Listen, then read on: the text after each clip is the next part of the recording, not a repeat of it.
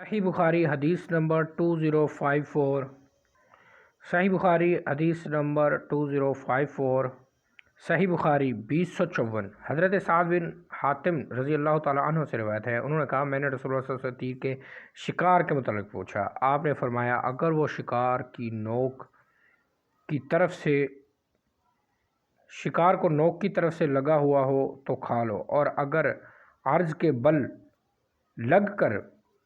شکار کو مار دیا تو تم اسے مت کھاؤ کیونکہ وہ مردار ہے۔ میں نے عرض کیا اللہ کے رسول، میں شکار کے لیے بسم اللہ پڑھ کر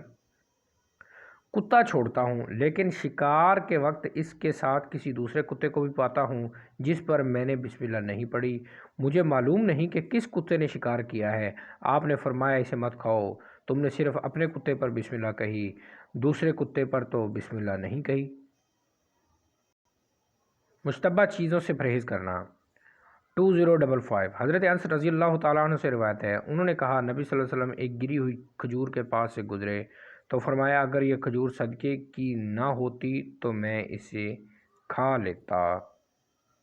جس نے وسوسہ وغیرہ کو مشتبہ امر خیال کیا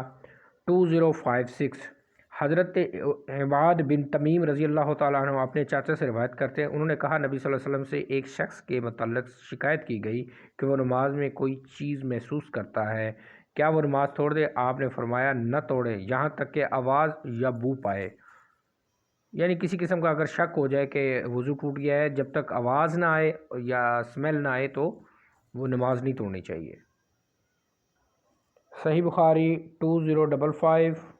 صحیح بخاری 2056